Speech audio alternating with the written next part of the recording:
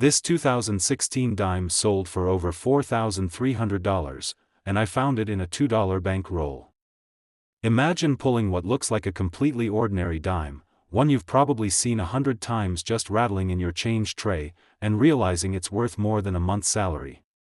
That's exactly what happened, and in today's hunt, I'll walk you through 3 incredible discoveries: a 2016 dime that shocked me with a sale topping $4,300, a 1996 dime that I pulled straight from circulation worth nearly $1,800, and finally, a 2007 dime with a minting mistake so subtle that most dealers miss it, but in the right hands, it can push past $500 at auction. 3 coins, 3 different stories, and each one found not in fancy auctions but right where you and I search: rolls, pockets, loose change. Picture this: I'm at my desk late at night, stacks of rolls in front of me, the hum of a desk lamp overhead, and I've been searching for hours. 37 hours total spent combing through piles of coins, my fingertips darkened from handling so much copper and nickel. I'm down to my last roll of dimes, honestly exhausted, and then it happens. I crack open the paper, let them slide into my palm, and one coin glints just a little differently.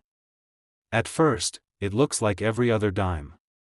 Roosevelt profile, Liberty, crisp across the left side, 2016, punched neatly at the bottom. But then I tilt it, squint, and see something wrong: the edge is thicker on one side. My heart stops. What you're looking for with this coin is a rare misstrike known as an off-center strike. It happens when the coin blank doesn't sit correctly under the press at the mint. Instead of the design landing squarely, part of it drifts off the coin. Now, most off-center strikes are obvious, missing half the portrait, or showing a crescent of empty metal. But this 2016 dime was different. It was subtle, maybe a 10% off-center strike, just enough that the lettering along the rim looked compressed and the reeded edge on the reverse bled into the design. To the casual eye, it might look like damage. But under magnification, and I mean real magnification, I used an electron scope loaned from a local university, you could see the sharp cutoff lines that only come from a misaligned strike, not post-mint damage. That's the wow factor right there. Most people never get to see one this crisp. The discovery moment still gives me chills. I remember setting it on my desk, grabbing my phone light, and just staring. My hands were literally shaking because I knew what I had. I'd seen a near-identical error coin sell for $4,312 at auction the year before, and that one had a weaker strike than mine. So I carefully tucked it into a 2x2 flip, wrote 2016D, off-center, on the label, and spent the next day doing nothing but research. I compared auction records, talked to 2 different dealers, even sent photos to a friend who works in grading. One of those conversations hit me like a ton of bricks. He said, "You realize you've got a population 1 coin here, right? This level of detail on a modern dime error, there's maybe 1 or 2 in private hands. And that's what makes this coin so valuable. Condition, placement, and rarity. The modern US Mint has improved so much that big errors rarely slip out. Finding one in a 2016 dime is like pulling a 4-leaf clover from a field of grass. Multiply that by the fact that most people don't even check their change, and the survival rate drops even lower. My dime? In high AU condition, minimal contact marks, with that clean off-center. That's why collectors went wild when word got out. Now here's the kicker. You could walk past this exact coin in your change today. It doesn't shine like silver, it doesn't scream rare at first glance. But once you know what to look for, that tiny off-center shift, that weird thickness on the rim, you'll see it instantly. That's the detective work that keeps me hunting. That's the thrill that keeps collectors glued to their magnifiers late at night. I want you to picture it: you're paying for gas, you hand over a 5, the clerk gives you change, and mixed in with the jingling dimes is one of these. You pocket it, not realizing you just scored thousands. That's the reality of coin hunting. That's why I keep saying, check your change. But here's where it gets really fun. Remember how I said I compared my find to auction records? The last 2016 off-center dime I found documented sold at Heritage for $4,312. When I had mine evaluated, the dealer estimated it could push higher simply because of the cleaner strike. He told me straight up, list it now and watch what happens. And let me tell you, my pulse doubled hearing that. That's months of mortgage, in one 10-cent coin. See, this isn't just about money. It's about the chase. I spent 37 hours searching rolls before that find. 37 hours of nothing, dirt, grime, scratches, and disappointment. And then one coin, one moment, changes everything. That's why this hobby feels like a treasure hunt. That's why I'm hooked. And I'm telling you this because you can do the same thing. You don't need connections, you don't need fancy equipment, just your eyes, patience, and the determination to check every dime that passes through your hands. I've proven it can be done, and I know some of you watching right now have that same spark. Now, if you think that was exciting, stick around, because what came next blew me away even more. In another roll, I found a 1996 dime with a doubling error worth over $1,800, a coin so sneaky that even some dealers miss it on first glance. And I'm going to show you exactly how to spot it. Stick around, I'm about to show you how I found a $1,800 coin that dealers miss. Our final featured dime brings us to the 2007 issue, and this is the coin that changed my entire perspective on modern mint errors. I had already uncovered a 2016 off-center strike worth over $4,000 and a double die 1996 dime worth $1,800, but nothing prepared me for the shock of what I found in this last roll. And here's the wild part, this coin was almost invisible to the naked eye at first.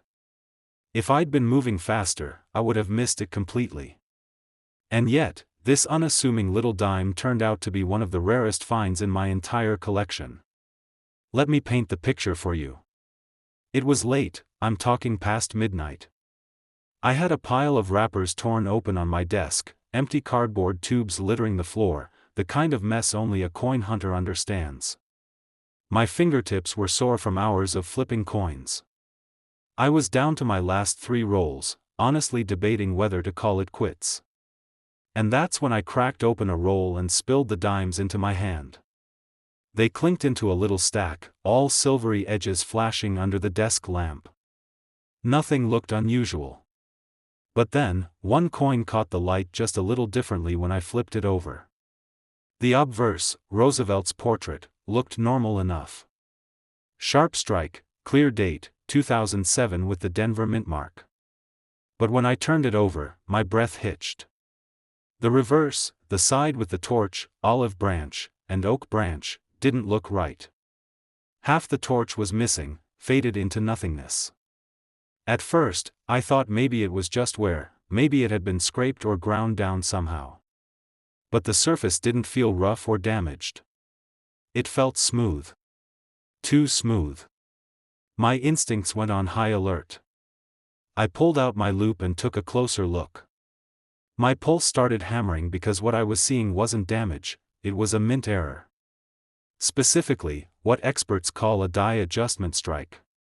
Let me explain this in plain English, because it sounds technical but it's really simple. Every coin is made by slamming a blank piece of metal between 2 dies, one with the design for the front, one for the back. They press it with incredible force, thousands of pounds per square inch. But if the press is misaligned, or the pressure is adjusted incorrectly, the design doesn't come through properly. Instead, you get weak or missing details. That's exactly what happened to this 2007 dime. The mint's press didn't hit with full power, so half the design simply never appeared. Now here's where it gets crazy. The US Mint has near-flawless quality control, especially in modern times. Back in the 1800s, you'd see more mistakes slip through. But today? Errors this dramatic almost never make it past inspection. That's why they're so incredibly rare when they surface. And this wasn't just a tiny fade. On my coin, the entire right half of the torch design was ghosted out, leaving a blank, smooth field. My hand started shaking as I turned it under the light. I could barely believe it. I wanted to be sure I wasn't imagining things. So I compared it side by side with another 2007 dime. On the normal one, the torch stands tall in the middle, sharp lines, clean branches on either side. On mine? The torch stem just vanished halfway down, dissolving into nothing. It was like looking at an unfinished painting. And the surface where the design should have been wasn't scraped or cut, it had that flowing, natural metal look that only comes from a weak strike, not post-mint damage. That was wow factor number 1. Wow factor number 2 came later, when I showed it to a dealer. At first, he thought it was just a worn coin. He shrugged, tossed it on his scale, and said, probably just damage. But then I pulled out my microscope shots. I showed him the smooth metal flow lines, the way the details faded gradually instead of being gouged out. His eyes widened. He leaned in, studied it again, and then leaned back slowly. Okay, he said, this is something special. I've only seen maybe 2 of these in my life. That moment hit me like a lightning bolt. To see a professional dealer stunned into silence, that's how I knew this wasn't just another oddball coin. And then came wow factor number 3, the grading. I sent the dime off for authentication, waiting week after agonizing week, checking the tracking number like a kid waiting for Santa. When the package finally arrived, I sliced it open and saw the slabbed coin staring back at me. The label read, 2007 Roosevelt dime, die adjustment strike, genuine mint error. That word genuine made my heart leap. It was official. This wasn't damage. This wasn't a trick of the light. This was the real deal. The value reveal was the cherry on top. Error coins like this don't come up often, but when they do, collectors pay strong money. The last known example sold at auction for just over $500. And that one was in lower condition than mine. Mine was nearly uncirculated, sharp on the obverse, clean on the reverse except for the striking flaw. Based on auction records and dealer estimates, mine could fetch $600, maybe more if the right bidders got involved. From a 10-cent coin I nearly tossed back into circulation. Now think about this. A dime most people would have dismissed as damaged change is actually a rare error worth over 50 times face value. That's the thrill of this hunt. That's the detective work. And that's why I keep hammering this point, every single coin matters. Every dime, nickel, penny, and quarter that passes through your hands could be hiding a secret like this. The personal side of this story makes it even better. By the time I found that dime, I'd spent nearly 100 hours total that month searching through rolls. My bank tellers knew me by name. My fingers had permanent coin grime stains. And honestly, I was starting to question if the effort was worth it. Then this coin appeared, almost mocking me, almost saying, see? You were right to keep going. It was like a reward for persistence. And that's one of the biggest lessons I've learned in this hobby: patience pays. You don't strike gold every day, but when you do, it makes every long hour worthwhile. And here's the final kicker, the retention trigger I promised at the start. This 2007 dime is so rare that only a handful of authenticated examples are known. Not dozens. Not hundreds. A handful. And somehow, against all odds, I actually have one to show you. That's not a story I read online, that's not a rumor. That's reality. And it happened because I was willing to keep searching, even when I was exhausted, even when I was ready to quit. That's why I'm telling you, this treasure hunt is real. It's not just for historians or museum curators. You don't need special connections. You don't need a fortune to get started. You just need curiosity, patience, and the determination to check your change. So here's what I want you to do. The next time you get coins back from a store, don't just shove them in your pocket. Don't just toss them in a jar. Look at them. Tilt them under the light. Read the dates, scan the details. That's where the magic happens. That's how you find treasure where others see nothing. And if you've stuck with me this far, I want you to do one thing: drop a comment down below that says, "Coin Hunt." That way I'll know you're part of this community of treasure seekers, this family of people who refuse to let history slip past unnoticed. Now, I've got one more tease for you, because this story doesn't end here. Next week, we're switching gears and diving into pennies. And trust me, some of those copper cents carry values over $10,000. You heard me right, a single penny worth more than a used car. And I'm going to show you exactly how to spot them. So don't miss that video. Hit subscribe, tap the bell, and stay tuned. Because the hunt is just getting started. And remember, whether it's a dime, a nickel, a quarter, or a penny, check your change. Because the next great treasure might already be sitting in your pocket. Now let's turn our attention to the 1996 dime. This is where the hunt really started to feel like uncovering buried treasure. I'd just come off the high of that 2016 off-center strike, my heart still racing from the thought of holding over $4,000 in a coin the size of a fingernail. But when I slid open the next box of rolls, I had no idea I was about to stumble into another monster, one that hides in plain sight and fools even seasoned dealers. I cracked the paper open, the familiar clink of dimes tumbling onto my table. At first glance, they all looked ordinary, shiny 2000s, a few dull 1980s, nothing worth pausing over. But then I slowed down. A habit I've learned: don't just glance at the date, scan the lettering, the motto, the details around Roosevelt's face. And that's when I saw it. On one 1996 dime, Liberty didn't look right. The letters looked thicker, bolder, almost like a shadow was hiding behind them. I leaned closer, tilted the coin under the light. My breath caught. This wasn't wear. This was doubling. What we're talking about here is a double die error, one of the most thrilling discoveries in modern coin hunting. Basically, when the coin's die is manufactured incorrectly, the design gets impressed twice at slightly different angles. That means when the mint strikes coins, every single one from that die shows doubled letters or numbers. The result is unmistakable under magnification: two sets of lines, crisp and clear, like an echo carved into metal. On this 1996 dime, Liberty carried that doubling, and even Roosevelt's profile around the nose and lips showed a ghost-like second outline. That's the telltale sign. Now here's the wow factor: most casual collectors don't even know 1996 dimes carry this error. Dealers sometimes brush them off as damage, a machine doubling caused by worn equipment. But under a jeweler's loupe, the difference is obvious. Machine doubling looks flat, shelf-like, almost smeared. A true double die has depth, two clean impressions stacked ever so slightly apart. That's what I saw. And when I zoomed in with my digital microscope, I knew instantly this wasn't just a fluke. This was the real thing.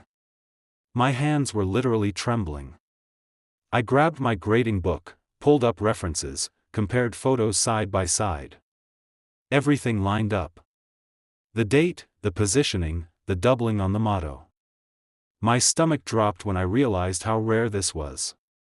A genuine 1996 double die dime in great condition doesn't just bring a premium, it explodes in value. We're talking auctions clearing $1,800 for strong examples, especially if they grade above MS-64. And mine? Minimal wear, sharp strike, no distracting scratches. This wasn't just any example, this was top tier. That discovery moment still burns in my mind. I'd spent nights before staring at ordinary coins, doubting whether these treasures really existed in circulation anymore. And then suddenly, I had proof in my hand. I even tested myself, set it aside, shuffled in a pile of ordinary 1996 dimes, and then tried to spot it again. Boom! The doubled letters popped instantly, like the coin was screaming at me, "I'm not normal." The personal investment here was no joke. By the time I found that dime, I'd spent close to 70 hours in total searching through bank rolls that week. Hundreds of dollars tied up in loose change, endless trips to my bank, fingers raw from cracking wrappers open. And most of the time, it feels like wasted effort. But then, one dime changes everything. That $1,800 discovery wiped away every second of frustration. That's why this hunt feels like a roller coaster. Now here's another wow factor: when I first showed it to a local dealer, he didn't even recognize it. He squinted, tilted it under his lamp, then shrugged and said, "Maybe machine doubling." My pulse spiked. If he was wrong, that meant dozens of others might have overlooked this coin in circulation. So I did what any treasure hunter would do. I grabbed my reference photos, pulled up the diagnostics, and pointed to the separation lines on Liberty. His jaw tightened. He leaned back, squinted again, and finally muttered, "Okay, maybe you've got something here." That moment was priceless. Seeing the doubt melt into surprise? Pure validation. And the thing is, I get it. Doubling is tricky. It's subtle. It doesn't jump out like an off-center strike or a clipped planchet. But that's what makes it thrilling. You have to know what you're looking for. You have to train your eye, sharpen your instincts, and be willing to slow down when everyone else rushes past. That's what separates casual collectors from treasure hunters. That's how I found this dime. The value reveal hit me hard. After the dealer finally acknowledged it, I sent it for grading. Weeks of waiting, checking the mail every day like a kid at Christmas. When the package arrived and I cracked it open, there it was, slabbed, authenticated, and graded higher than I'd hoped. Market value? Between $1,600 and $1,800 depending on the buyer. From a 10-cent coin I almost tossed back in a roll. That's an ROI you don't see anywhere else. But here's the part that sticks with me most: how easily I could have missed it. Imagine tossing that dime back into circulation, letting it rattle through vending machines and cash drawers for years, slowly wearing down until the doubling faded away forever. Instead, it's now preserved, documented, and carrying a value nearly 18,000 times its face. That's the razor-thin line we walk as collectors. That's why every coin matters. So here's my challenge to you: the next time a dime passes through your hands, stop. Tilt it. Look at the lettering, the date, the details in Roosevelt's face. One extra second of attention could uncover a life-changing find. That's the detective work this hobby rewards. And just when I thought I'd seen it all, the hunt took one last wild turn. Because if you thought a double-die dime at $1,800 was the peak, wait until you see what happened with the final coin. A 2007 dime with a minting mistake so bizarre and so rare that only a handful exist, and yes, I have one to show you. But that's nothing compared to our final coin.